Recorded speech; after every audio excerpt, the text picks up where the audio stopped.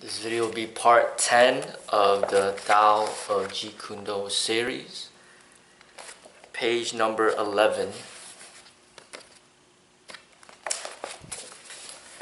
The path to truth. Seeking after truth, awareness of truth and its existence, perception of truth, its substance and direction, like the perception of movement. Understanding of truth. A first-rate philosopher practices it to understand it, Tao, not to be fragmented, but to see the totality, Krishnamurti. Experiencing of truth, mastering of truth, forgetting the carrier of truth, return to the primal source where truth has its roots, repose in the nothing. My interpretation of this is seeking after truth is it's like wanting to learn like the reality of real fighting. So you're going to try to seek after it to learn the reality, the awareness of truth, and the perception of truth. It's like watching it, in video maybe, where you see somebody in combat and you just see it. It's just a visual. Understanding of truth, it might be like reading about it, like, reading this, for example. You're trying to understand the reality of combat by reading about it.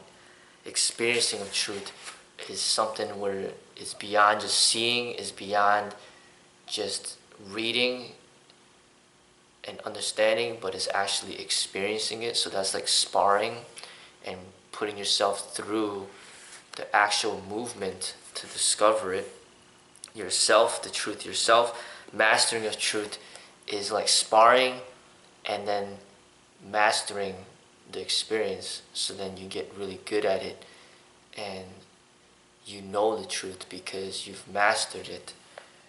Forgetting the truth is like thinking about, okay, now you've mastered it, but then you forget about it as if you don't make a big deal about it. You forget about it as if it never happened. It's just something that's natural to, like breathing. You don't think about it. You just do it. Forgetting the carrier of truth. Forgetting the carrier of truth is like forgetting about the mind, like taking your mind out of it. Like an animal, they just fight to survive. They don't have a mind that's thinking, oh, I know this, I know that, and I could teach this, I could teach that. It's just it's just in you, and your mind's not a part of it. Return to the primal source where truth has its roots. You're back to nature, integrated with nature. You're not separate from nature. Repose in the nothing. You're a part of everything. So when you're a part of everything, you are nothing. You're not a separate person, a separate being. You're not an ego. It's nothing. There's nothing there. It's like the person doesn't even exist because they're just a part of everything. It's like you're just walking down the sidewalk and you might pass a tree, you might pass a rock or a plant or a flower, and you don't make a big deal about it. There's not, it's just a part of the whole. Opposed to like passing a human being, well, this person has a name, this person has an identity, this person has an ego. But when you don't have an ego, you're just a part of everything and you're not separated from anything. Next part. For security, the unlimited living is turned into something dead. A chosen pattern that limits. To understand Jeet Kune, one ought to throw away all ideals, patterns, styles. In fact, he should throw away even the concepts of what is or isn't ideal in Jeet Kune. Can you look at a situation without naming it? Naming it, making it a word, causes fear.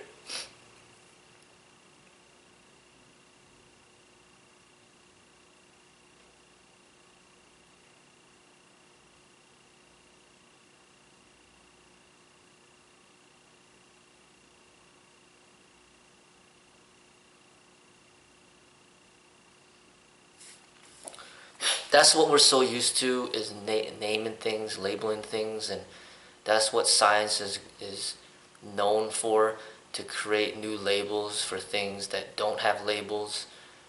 And even psychologists and doctors, and they're always trying to label everything. It's almost as if something's not labeled, it doesn't exist. They want to label everything.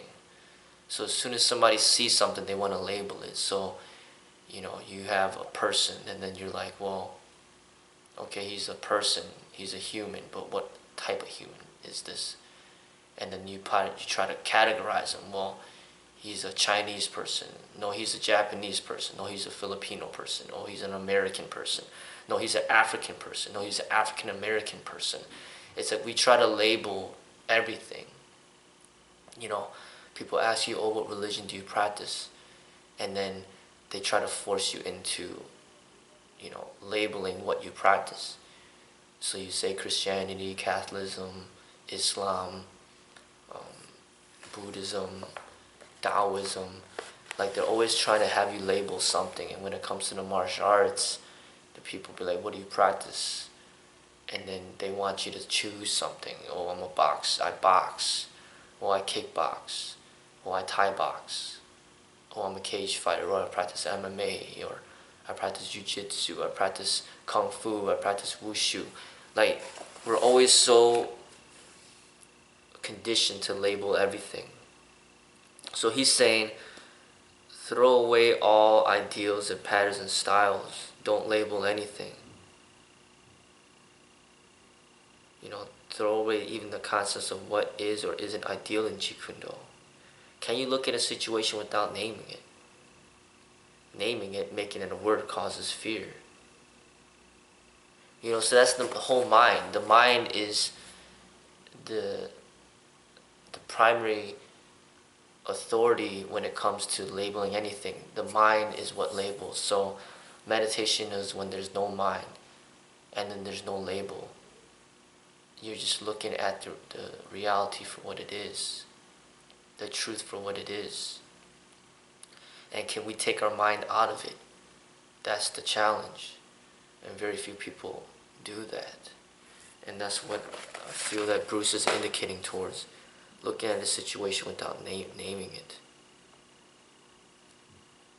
If you take the mind out of it, and there's no labels, then there's no fear. If there's no mind, there can't be fear. The fear only exists because of the mind. So get rid of the mind, have no mind, and be in meditation. When you're in meditation, there's no fear. It is indeed difficult to see the situation simply. Our minds are very complex, and it is easy to teach one to be skillful, but it is difficult to teach him his own attitude.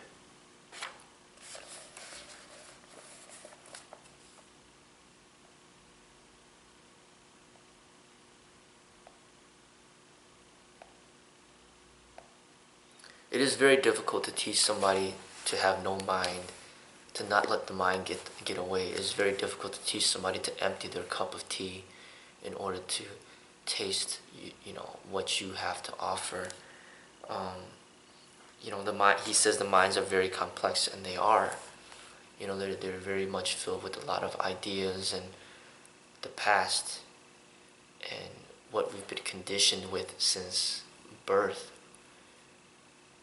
And to break those conditions, it's an extremely difficult task, and it's more than what a martial arts teacher may be even able to handle, because he simply probably doesn't have the time for it. You might have psychologists or doctors that are specialized in breaking through conditions, or spiritual guides, but if you're trying to teach somebody to be fit, trying to teach somebody how to, defend themselves, in addition, you want to teach them how to break through a condition. It's just a lot of work, So it's easy to teach somebody to learn how to fight, to be fit, to lose weight, but it is very difficult to teach them,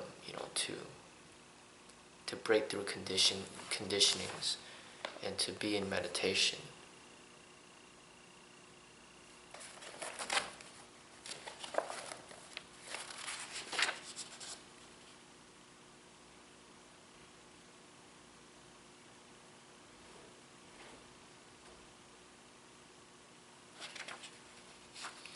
Alright, let's go ahead and stop that there. That's page 11. I'm going to break this video off and start on page 12 in the next video.